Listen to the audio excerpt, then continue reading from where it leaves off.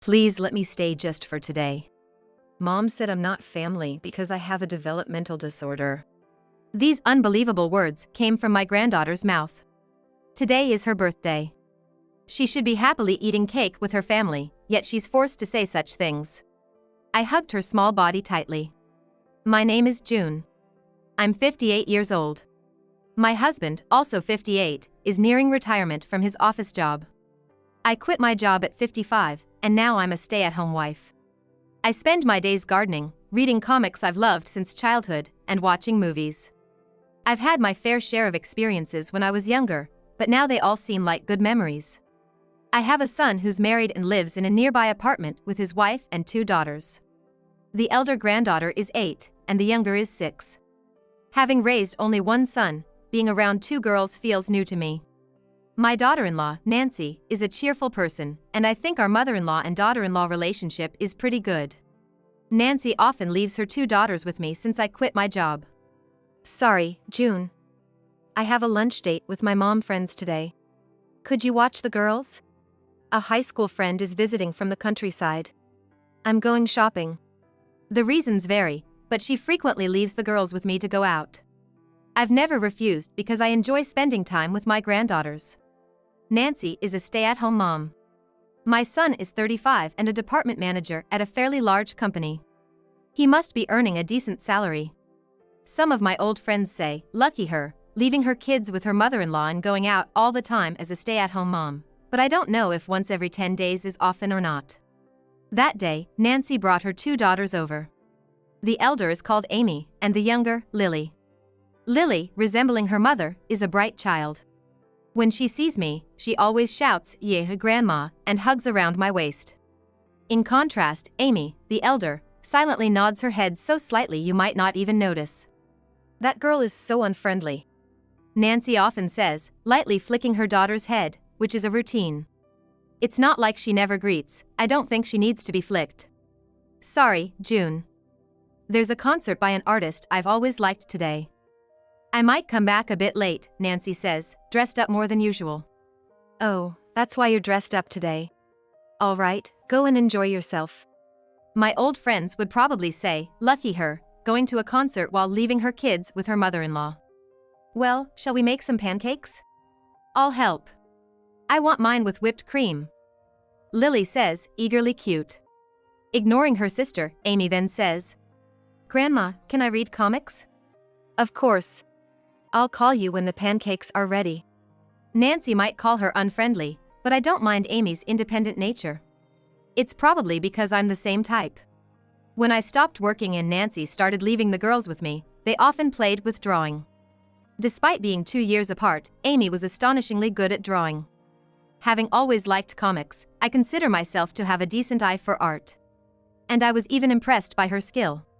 Her drawings weren't the typical doll-like illustrations most girls make.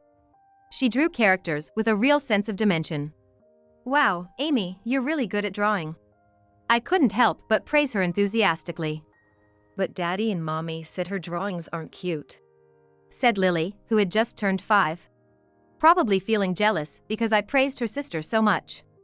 Her drawings were typical for her age, big-eyed doll-like figures, which were cute in their own way. I felt sorry for Amy, given her parents' lack of artistic appreciation. Amy, you're incredibly talented. Grandma's amazed. You know, your dad was never good at drawing or crafts even as a kid. He just can't see how wonderful your drawings are. Amy smiled shyly at my words. She rarely showed her emotions, which made her smile all the more precious. Maybe her drawings are too sophisticated for her age, which might be why her parents don't find them cute, but I couldn't understand why they wouldn't praise her. When Lily fell asleep, I asked Amy if she wanted to read comics. I haven't read many comics, she replied. I've always loved comics and have a large collection at home. My son wasn't much into comics as a child, and I've never heard that Nancy liked them either. Naturally, they wouldn't have bought many for their kids. I took Amy to the room with the bookshelves. Feel free to read anything you like. Grandma will make lunch in the meantime. While I prepared noodles for lunch, Amy stayed in the room without making a sound.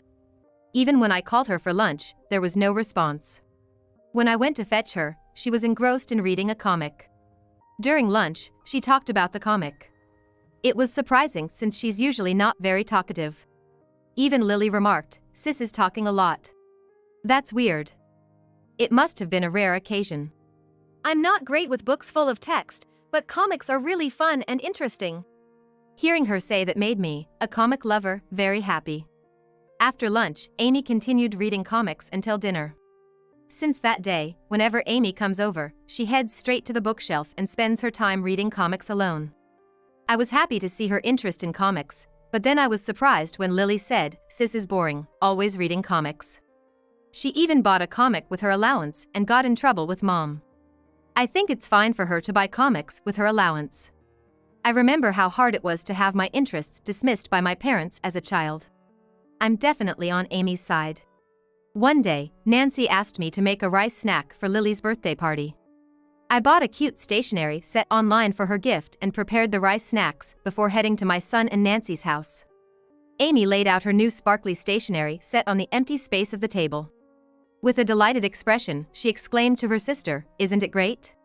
This is mine, so you can't use it, Lily." Her childlike excitement was palpable. I regretted not buying something for Amy as well. "I hope you're looking forward to your birthday present too, Amy," I said, trying to make her feel included. But Nancy's cold response took me by surprise. "I don't think we'll be having a party for Amy." I was surprised by Nancy's cold manner of speaking. Amy isn't really into parties. She's quiet even today, isn't she? Indeed, Amy was a quiet and reserved child, but I wondered if any child would really dislike being celebrated. It's not exciting to give her presents, she doesn't show much joy. That's not something you should say. Some kids are just not good at expressing their feelings. I defended Amy, feeling a connection with her since I, too, had often been misunderstood due to my own reserved nature. Even my son chimed in. But Amy doesn't have much charm or grace for a girl, it's a bit concerning. His words, though not ill-intended, could be quite hurtful to a child. Amy, with her inscrutable expression, just continued to pick at her French fries, seemingly unaffected. About a month later, during the summer break, Nancy arrived with Amy in tow. "June, I hate to ask, but could you look after Amy for a couple of days?" "What's going on?" I asked, surprised by the sudden request. "I'm heading back to my parents' house, but if Amy is there, my mom will have a lot to say." "Like what?" "Just what my husband said the other day. That Amy lacks charm and grace for a girl, and then it's all about how I'm not raising her right." "That's awful." I sympathized, knowing Amy wouldn't want to be in such an environment. So, I agreed to take care of her. "Okay, you can say her grandparents wanted to take Amy on a trip," I suggested, making the best of the situation. Amy, treated like an inconvenience right in front of her, remained expressionless, giving nothing away. "Grandma, are we going on a trip?" Amy asked after her mother had left. "Oh, no. That was just a fib. Sorry, okay? Would you like to go on a trip?" "No. I'd rather read comics at your house." "Does your mom hate comics?" I recalled something Lily had mentioned before. "I don't know. But she says reading comics makes you dumb." I was surprised that such an old-fashioned view still existed, especially coming from my daughter-in-law. Nevertheless, Amy and I spent a pleasant 2 days together. She was engrossed in her comics most of the time, but I enjoyed hearing her thoughts on them. Some were perhaps a bit mature for a girl her age, but I didn't object, remembering how much I hated being restricted as a child. During dinner, Amy was so caught up in talking about the comics that she almost forgot to eat. My husband, a bit sunburned from golfing, watched Amy and chuckled, "She's just like you."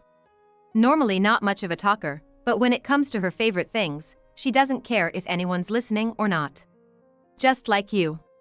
Well, they are grandmother and granddaughter, so it's not weird they're alike. When Nancy came to pick her up, Amy seemed like she didn't want to leave. It was both pleasing and a bit sad for me. "Feel free to come over anytime," I said, and she smiled broadly and nodded. "What's with you?" "You're all smiles for Grandma." I thought to myself, she could have chosen a nicer way to say that. Right after she said that, Amy's expression went blank. For Amy's birthday, though we weren't having a party, I wanted to give her a present. So, I went to the town center and bought her a sketchbook and a set of 120 colored pencils, all wrapped up as a gift. I also bought Lily a character-themed notebook and a set of colored pencils. Today, being a weekday, the kids were probably still at school, so I thought I'd go home and make some more sushi rolls. Walking home from the bus, I saw a small figure in my garden. Sometimes kids from the neighborhood pick flowers from my flower beds. They say flower picking isn't really a crime, but as someone who takes care of them, I can't just overlook it. As I hurried home, I found Amy standing alone in the garden. "Amy, what's up? Are you here alone?" I asked, surprised. She replied in a small voice, "Can I stay here tonight, just for today?" Sure, but what about your mom? Did you come here alone? Mom said I'm not family because I have a developmental disorder. What do you mean? I've heard the term developmental disorder quite often recently. At the doctor's, they said I have a developmental disorder. Mom said she doesn't need a child like that. Oh my, that's terrible. Let's go inside the house, I said, taking her hand. Honestly, I didn't really understand what a developmental disorder was. Was it some kind of abnormality?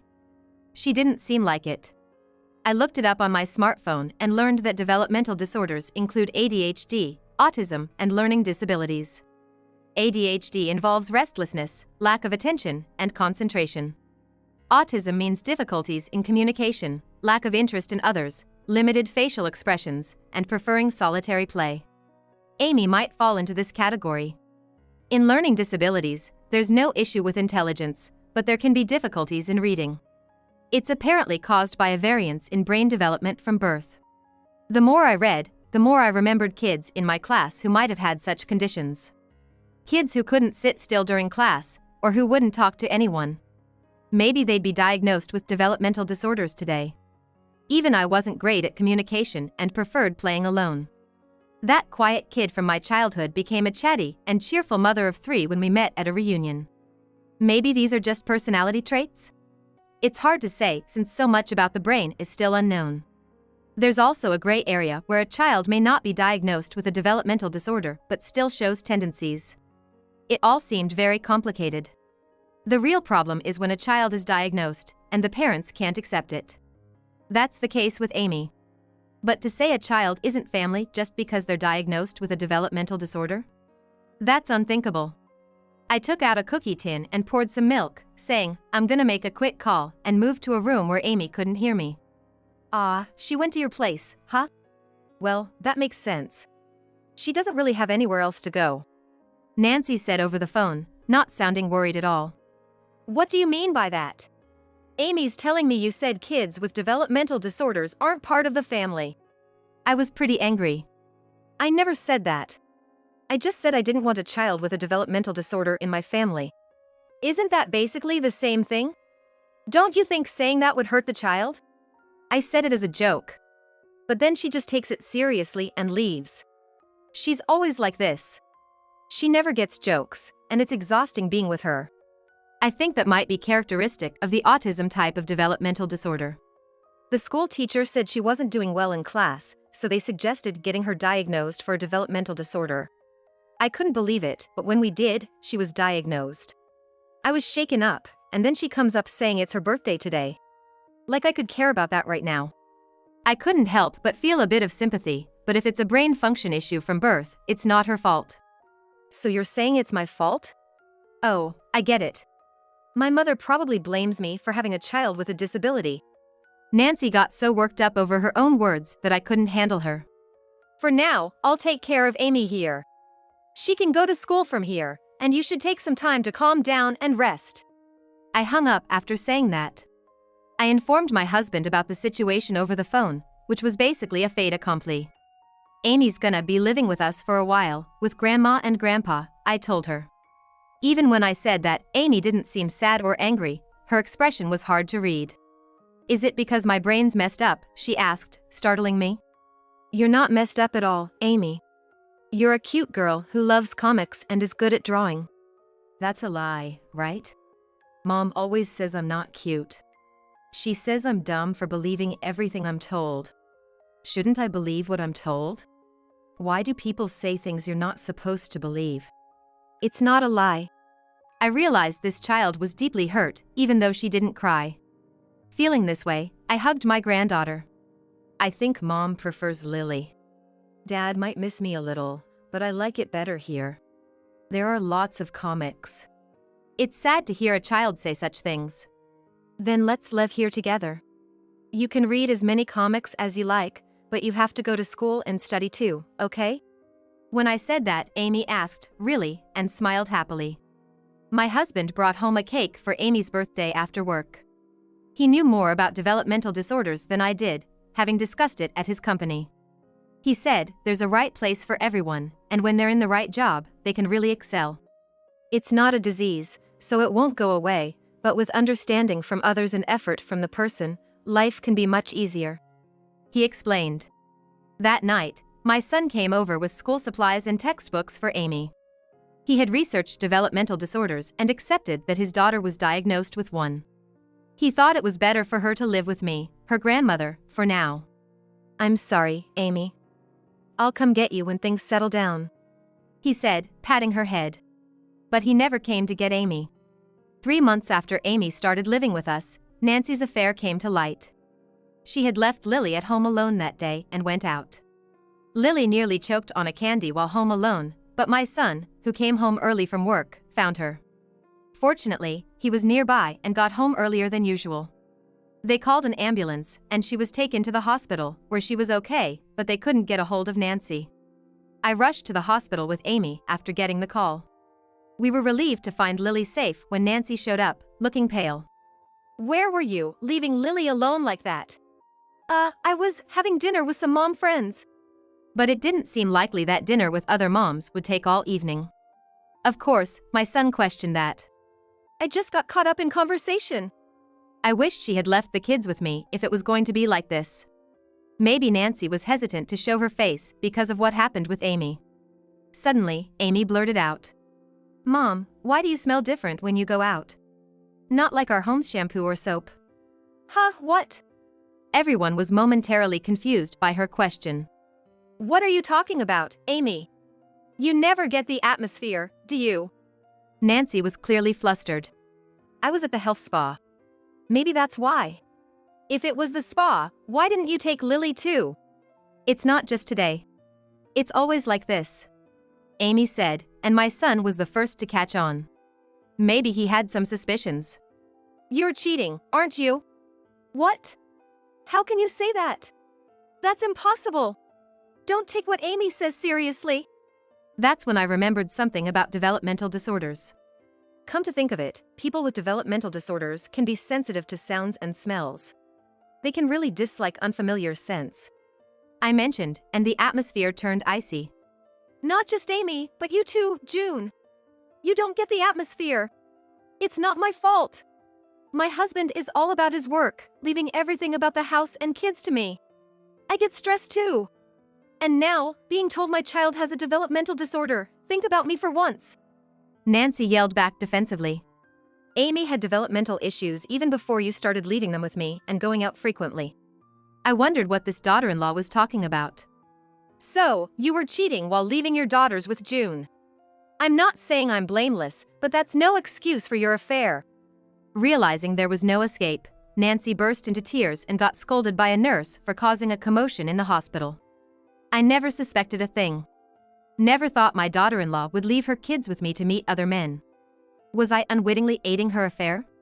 Turns out, the other man was a high school classmate she reconnected with at a reunion. He ran a bar and had time during the day, so they met at hotels then. Nancy was berated by her own mother for cheating and risking losing her kids in a divorce, and she wasn't allowed to return home. Now, she's working a night job that includes lodging.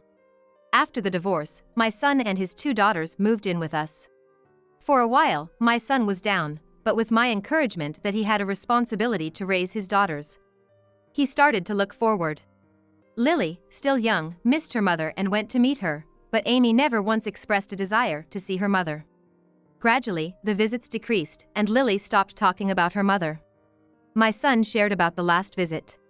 She's got a new guy, probably no good. She was really thin, with bruises on her face. It's hard to see a woman you once loved and had kids with fall apart like that. He said that, looking downcast. Amy, speaking with a mature tone, said, Mom is not a child. so you don't need to carry her life either. 5 years after the divorce. Amy was 14 and Lily was 12. I shouldn't say this, but I'm glad my parents divorced and we got to live here. This feels like my real family, Amy said, having become much more talkative and able to express her feelings. People with developmental disorders can struggle with imagination and reading social cues. It's hard for them to picture things from text, making reading novels difficult. It's thanks to Grandma letting me read lots of comics. Comics have dialogue and expressions that make sense together, and they explain things well. She laughed. Living with her, I was amazed to find how smart Amy was. Good memory is common in people with autism-type developmental disorders. She's intelligent and good at studying, but maybe her difficulty in understanding others' feelings makes her easily misunderstood. My husband says, I bet Amy will grow up to be a doctor or a lawyer. But Amy herself says, I want to be a cartoonist. Can I make it? Indeed, your drawings are so good, you might just do it. I'd be thrilled if my granddaughter became a cartoonist. When you search for famous people with developmental disorders, you find quite a list. Of course, their success isn't because of their disorders. It's their own effort and support from others that matter. Still, seeing successful people with such challenges, I hope it helps reduce some of the weird discrimination and prejudice. Wouldn't it be nice if everyone had an instruction manual? Amy sure has a way with words. Whether you have a developmental disorder or not, everyone has their own strengths and weaknesses. Compatibility matters too, and knowing these things in advance would make life easier for many. Recently, Amy drew a family portrait for us. It was so wonderfully done that I was moved to buy a frame and hang it in the living room. Amy was shy, but seemed happy about it. Seeing this, my husband chuckled and said, maybe she could become a painter. His pride in his granddaughter knows no bounds. And I'm just as smitten. We don't know what the future holds for our granddaughters, but we want to support them in any way we can.